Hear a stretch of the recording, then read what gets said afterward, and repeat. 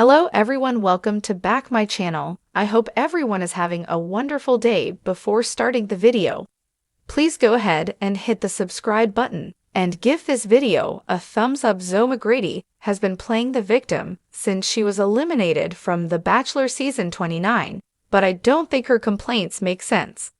Her fantasy suite date was more intimate than anyone else's, and when she was sent home, it was the least surprising move of the season. Zoe never had a chance to win, so she shouldn't be complaining now. Zoe struggled to make a connection with Grant, but she also struggled to connect with the rest of the Bachelor season 29 cast.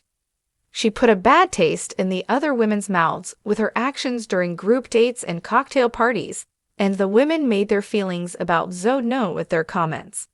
However, Carolina Sofia Quixano quickly took over the villain role, giving Zoe a break and a chance to show her softer side. Unfortunately, Grant was not her soulmate, no matter how she may have felt. In her Instagram story, Zoe expressed her disappointment and frustration with her final date, alleging producer interference. For the fantasy suite date, Zoe and Grant participated in silent yoga. The silence was enforced, even as Grant tried to whisper to Zoe. Zoe's frustration with her date was understandable to some extent. Zoe was the only woman who made it to fantasy suites without getting a dedicated one-on-one date. Her only solo time with Grant was when she stole him during group dates and cocktail parties, as well as during her hometown date. Because Zoe never got a one-on-one date, she hoped to have some serious conversations with Grant, such as what their future together would look like and how they would raise their kids. Silent yoga was not conducive to this desire.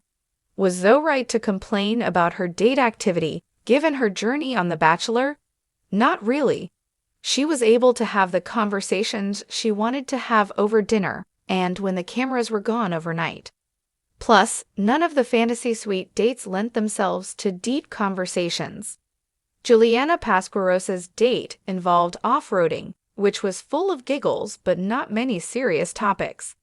Licia Gurr and Grant went ziplining, which meant they separately flew over the trees without each other, unable to speak while participating in the activity. Zoe's date was by far the most intimate, something she should be grateful for. The producers didn't do her dirty with that specific date.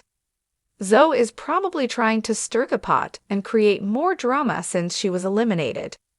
Zoe was never likely to win the ABC dating show after she made it to hometowns without a one-on-one date. Had she won, she would have been the first contestant in the history of The Bachelor to accomplish such a feat.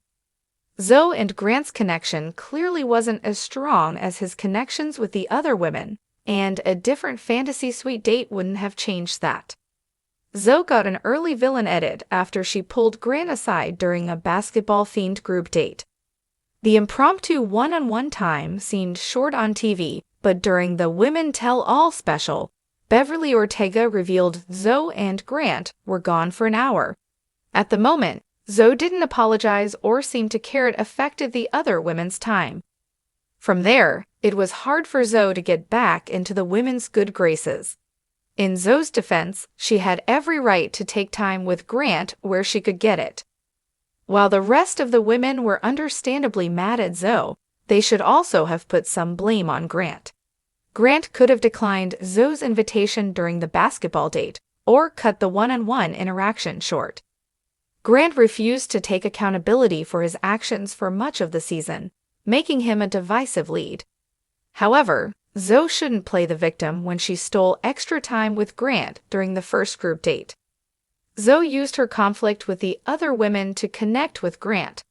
She heard The Bachelor's Serafina Watkins make a snippy remark about the length of her dress, and Zoe immediately complained to Grant. Grant and Zoe grew closer because of the moment and his response. He gave her a pep talk, saying, "If being you offends other people, you shouldn't stop." Their connection felt stronger after that moment, but not strong enough. Zoe had every reason to complain about not getting a one-on-one date.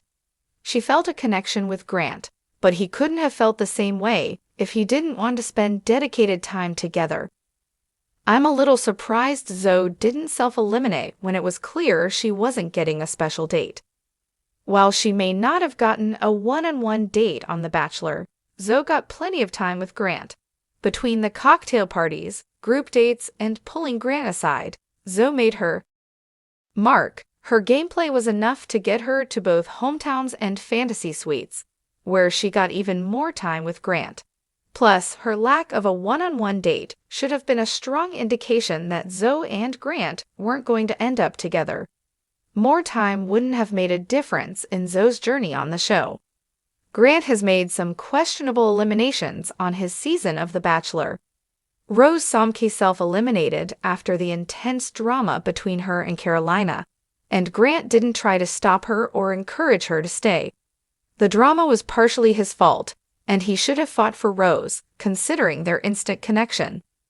Before hometowns, Grant eliminated Alex Godin, the first impression Rose recipient, and the first woman he took on a one-on-one date. Zoe skated by even though Grant hadn't given her a special day. It's hard to believe Grant had more of a connection with Zoe, someone he chose not to take on a one-on-one date, than with Alex, someone he connected with night one. Grant's journey on The Bachelor is just that, his journey.